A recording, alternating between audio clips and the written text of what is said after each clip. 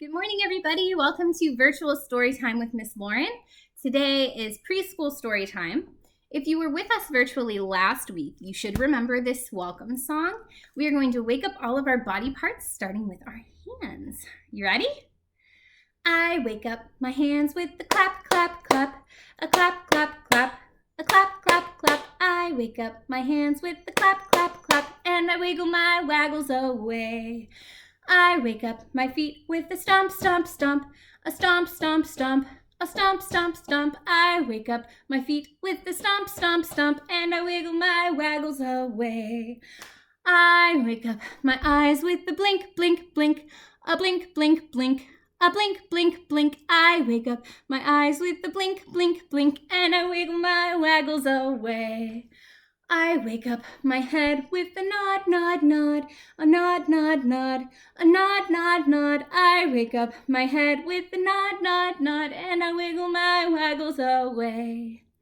I wake up my tummy with a beep, beep, beep, a beep, beep, beep, a beep, beep, beep. I wake up my tummy with a beep, beep, beep, and I wiggle my waggles away.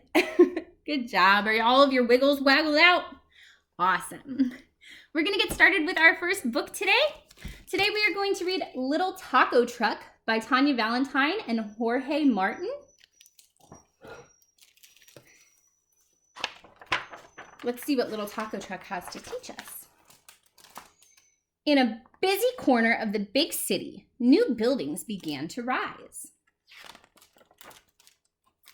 And each day, Little Taco Truck loved serving up tasty tacos to the hungry workers on Union Street. Look how many animals are in line for tacos. Yum. But one day, when Little Taco Truck arrived, he was surprised to see another truck parked in his spot. Hola, Miss Fall. Little Taco Truck tried to sound out the words on the side of the other truck. Falafel, she said, smiling. Are you lost? He asked. Oh, no, Miss Falafel said. I'm here to serve delicious falafel sandwiches. The smell of her fresh-baked pita bread and crunchy chickpea fritters floated through the air. Now there's another truck on his street. Little Taco Truck's engine rumbled. He knew he should share his street. But what if people love falafel more than tacos, he worried. He secretly hoped Miss Falafel would find a street of her own the next day. That's not a very nice thing to think, is it? He should be willing to share, huh? Do you think she'll be gone the next day? Let's see. But the next day, Miss Falafel was parked in his space again. And she had brought friends. Little Taco Truck crept down the street looking for a place to park. Now there are even more trucks. Does Taco Truck look happy? No. Get your gumbo, whooped Jumbo Gumbo. Gumbo? Little Taco Truck shouted. Of course, Jumbo Gumbo said. Only a big truck like me can handle the big flavor of spicy Cajun seafood stew. Little Truck's tires sagged. How will people even see a little truck like me next to all these big trucks? He worried. If you need a place to park, Jumbo Gumbo shouted, look behind Annie. He is kind of little compared to the other ones, huh? Little Taco Truck inched up the street toward a brand new bright yellow truck. Are you Annie? Annie's Arepas, she said, sparkling in the sunlight. Everyone loves my warm cornbread sandwiches. Little Taco Truck sighed. What if no one notices me next to a shiny new truck like Annie? Do you think people are going to forget about the Little Taco Truck? That's what he's worried about, huh? The next day, even more food trucks lined Union Street. Little Taco Truck tried to squeeze into the last tiny space when...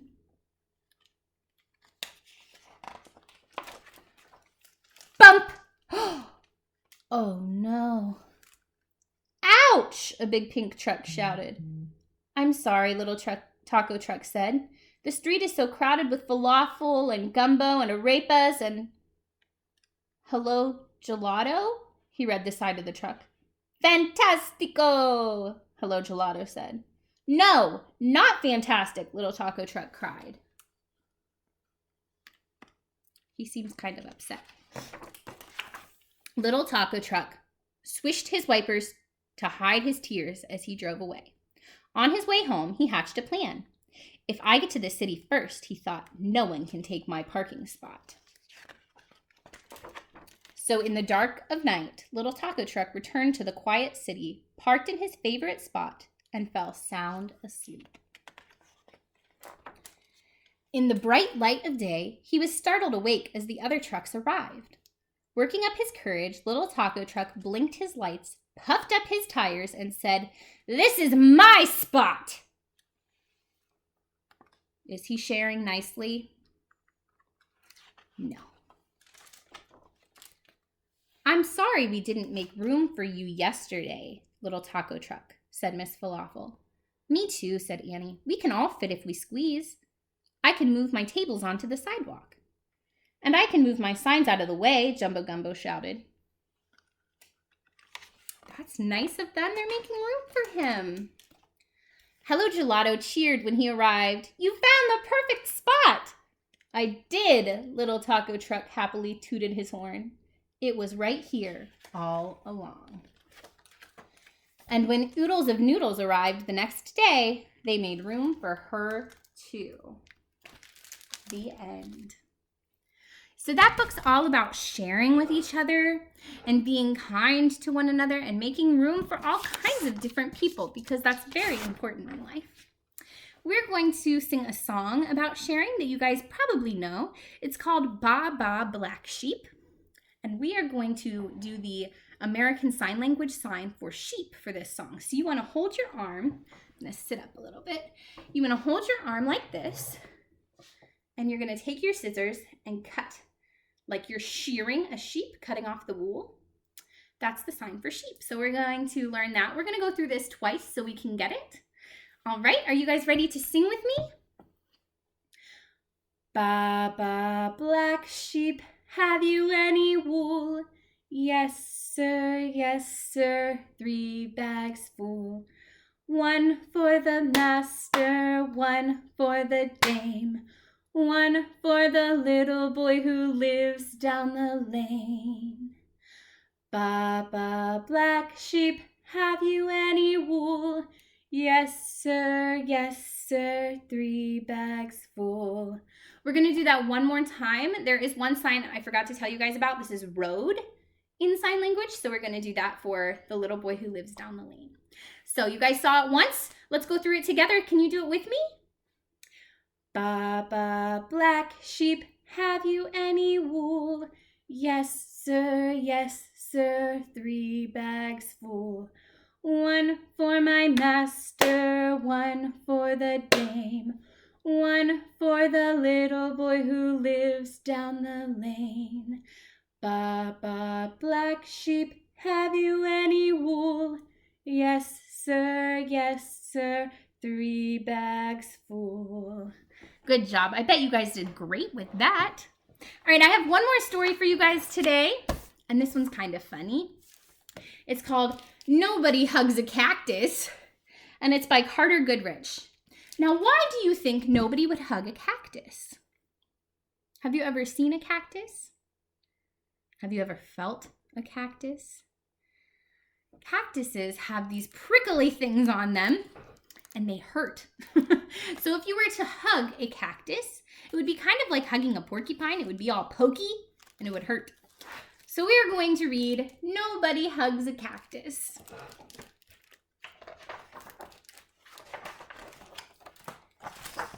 Hank lived in a pot. The pot sat in the window. The window looked out at the empty desert. It was hot, dry, peaceful, and quiet, just the way Hank liked it. Now, Hank is the name of the cactus.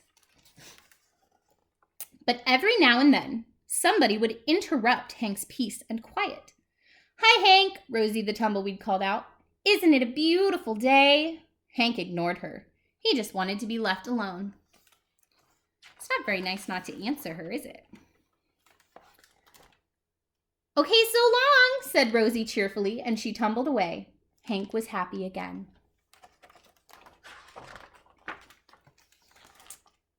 But just as he was beginning to relax, "Hello!" shouted a tortoise.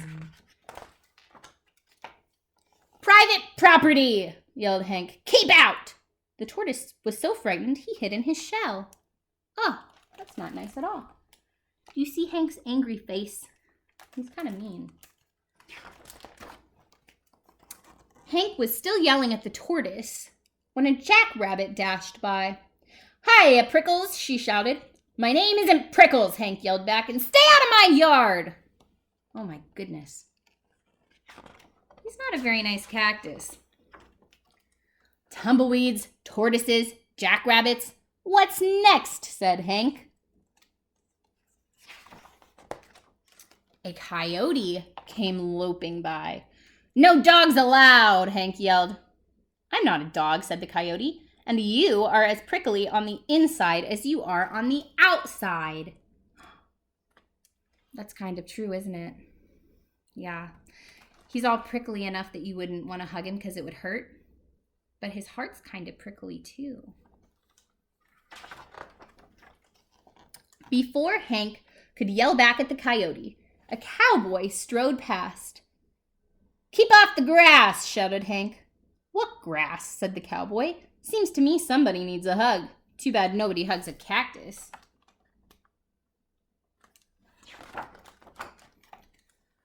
"Hi," said a lizard.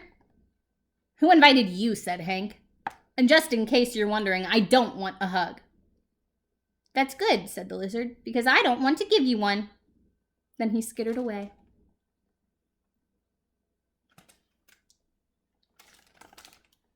Hank looks kind of upset by that. An owl landed on the roof. "If you're looking for a hug," said Hank, "well, I guess I could give you one." Do you think the owl will hug Hank? "Who, me?" said the owl. "You must be joking." And for the first time, Hank began to feel a little lonely. The owl won't give him a hug. The next morning, Hank was feeling more sad on the inside than prickly. Maybe a hug wouldn't be so bad after all. The wind began to pick up. An old cup blew by and stuck to Hank's face. His arms were too short to get it off. "Great," said Hank. Oh no. After a while, Rosie came bouncing by. "I'll get it off you, Hank," she shouted, and she jumped up to knock the cup off Hank's face. Then she tumbled away. That was nice of her. Hank didn't have time to thank Rosie. He felt bad about all the other times he had been so rude to her. So he came up with a plan. What do you think he's going to do? Hank decided to grow the best flower he could and then give it to Rosie as a thank you gift. It took days, but at last it was ready. He couldn't wait for Rosie to pass by again. Look at that pretty flower he grew. Just for her. He seems to be getting nicer. When at last she finally did come bouncing back, Hank held out the flower. "Look, Rosie," he said, "I grew it just for you." Rosie was so surprised, she jumped up and gave Hank a great big hug. It felt so nice, Hank didn't want to let go. And as things turned out, he couldn't. Rosie and Hank had become stuck together. But they didn't care. After all, it's better to be stuck in a hug than stuck all alone. The end. Hank wasn't very nice in the beginning of that book, but he learned that he needed to have friends and be kind to others, and it made him happier and it made everybody else happier. So try to remember that when you're feeling prickly inside, that sometimes you just need to give a hug and remember that other people are important and to be kind and sweet, and it'll make you feel better on the inside. All right, we are going to do one more song, and it's called Three Nice Mice. We're going to go through it a couple times so you guys can get it. All right, ready? Three nice mice, three nice mice. See how nice they are, see how nice they are. They're always polite when they nibble their cheese. They never forget to say thank you and please. They cover their noses whenever they sneeze. Achoo! Three nice mice, three nice mice. Can we do that one more time together? All right, don't forget to cover your sneeze with your elbow, okay? Three nice mice, three nice mice. See how nice they are, see how nice they are. They're always polite when they nibble their cheese. They never forget to say thank you and please. They cover their noses whenever they sneeze. Achoo! Three nice mice, three nice mice. That one's kind of funny, but it's a good reminder that we need to be kind and polite. So that was our story time for today. We are going to do a goodbye song. If you come to my story times regularly, you should know this one. And if you don't, it's pretty easy. We're going to do it slow first so we can get it, and then we'll do the fast version and see if you guys can beat me. Ready? Find your clouds. Tickle the clouds, tickle your toes, turn around and tickle your nose. Reach down low, reach up high. Story time's over, so wave goodbye. Can we do the fast version? Ready? Tickle the clouds, tickle your toes, turn around and tickle your nose. Reach down low, reach up high. Story time's over, so wave goodbye. I bet you guys beat me. So I hope that you guys have enjoyed this. Please tune in on Friday for our live. We're going to be having some cooking fun together. And I will see you here next Friday for our preschool story time, and then later that day for our live. Have a great day.